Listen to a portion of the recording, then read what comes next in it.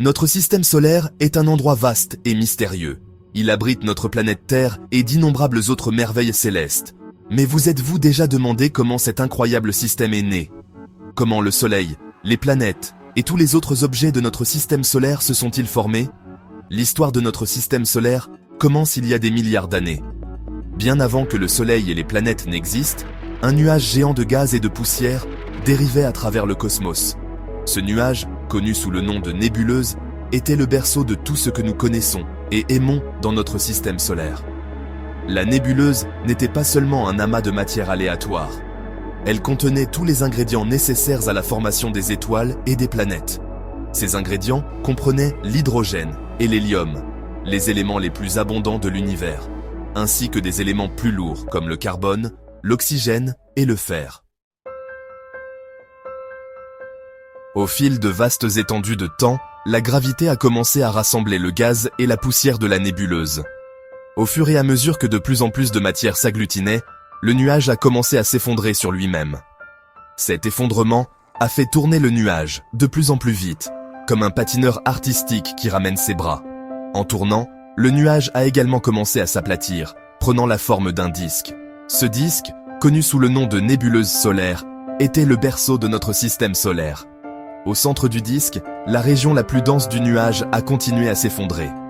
La pression et la température au centre du nuage en effondrement sont devenues si intenses que les atomes d'hydrogène ont commencé à fusionner, libérant d'énormes quantités d'énergie. Cela a marqué la naissance de notre Soleil, une boule géante de gaz brûlant qui illumine et réchauffe notre système solaire. Pendant que le Soleil s'allumait au centre de la nébuleuse solaire, le gaz et la poussière restant dans le disque continuaient à tourbillonner autour de lui. Pendant des millions d'années, de minuscules particules de poussière à l'intérieur du disque ont commencé à entrer en collision les unes avec les autres. Certaines de ces collisions étaient douces, faisant que les particules se collaient ensemble. Au fil du temps, ces petits amas de poussière sont devenus de plus en plus gros. À mesure que ces amas de poussière grandissaient, ils attiraient de plus en plus de matière par la force de gravité.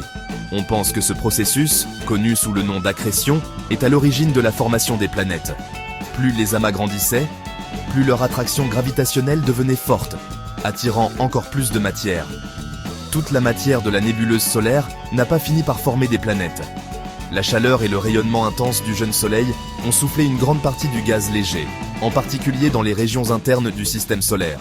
C'est pourquoi les planètes intérieures, comme Mercure, Vénus, la Terre et Mars, sont relativement petites et rocheuses. La formation de la Lune de la Terre est un récit captivant au sein du grand récit de la naissance du système solaire. Pendant que les planètes prenaient forme, un événement important s'est produit dans l'histoire primitive de la Terre.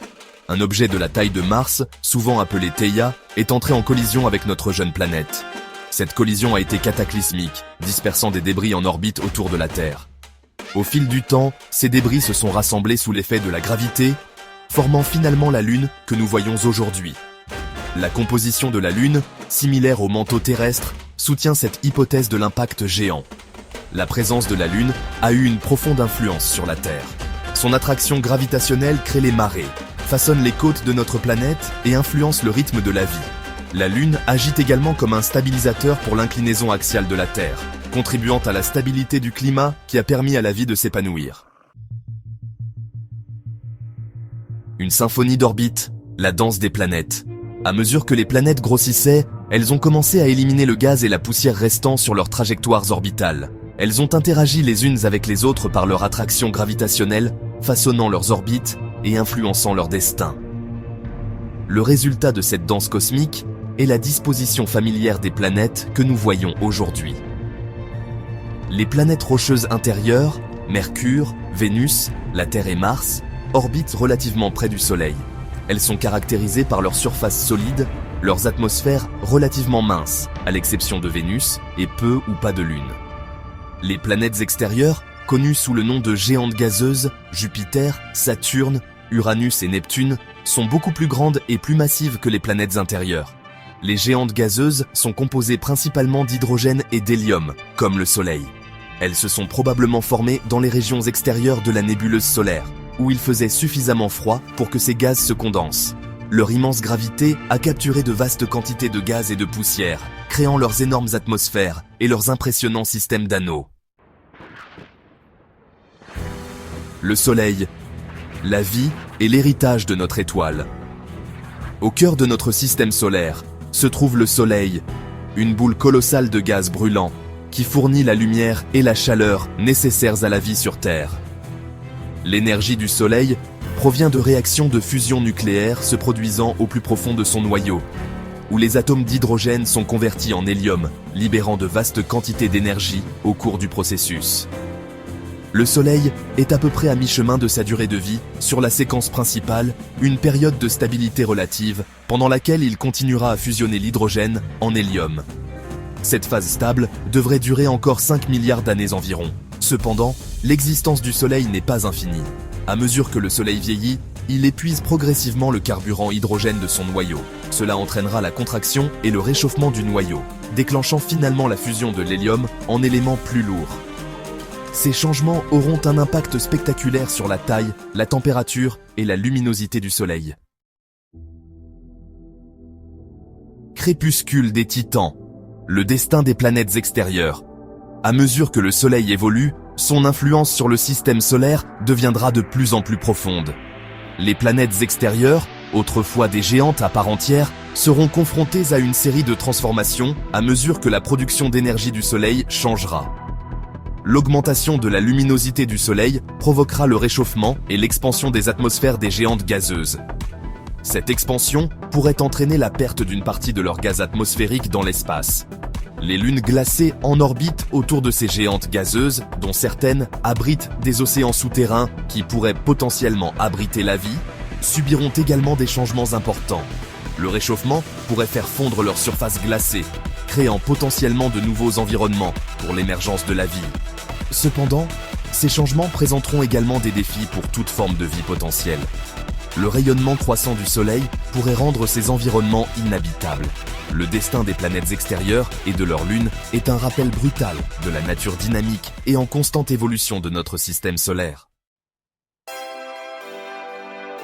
Un univers de merveilles, au-delà de notre système solaire. L'histoire de notre système solaire n'est qu'un chapitre du vaste récit cosmique. L'univers regorge d'étoiles, chacune ayant sa propre histoire et ses propres systèmes planétaires. Les astronomes ont découvert des milliers de planètes en orbite autour d'autres étoiles, connues sous le nom d'exoplanètes. Ces découvertes ont révélé une incroyable diversité de systèmes planétaires, avec des planètes très différentes en taille, en composition et en caractéristiques orbitales, par rapport à celles de notre propre système solaire. Certaines exoplanètes sont des géantes gazeuses en orbite, incroyablement près de leurs étoiles, tandis que d'autres sont des mondes rocheux situés dans les zones habitables de leurs étoiles, où les conditions pourraient être propices à l'existence d'eau liquide à leur surface. L'étude des exoplanètes fournit de précieuses informations sur la formation et l'évolution des systèmes planétaires, y compris le nôtre. Elle nous permet de tester notre compréhension des modèles de formation planétaire et d'explorer le potentiel de vie au-delà de la Terre. Un adieu cosmique, la fin d'une ère. Dans des milliards d'années, le Soleil atteindra la fin de sa vie stellaire. Ayant épuisé son combustible nucléaire, il se transformera en une étoile géante rouge, engloutissant les planètes intérieures, y compris la Terre.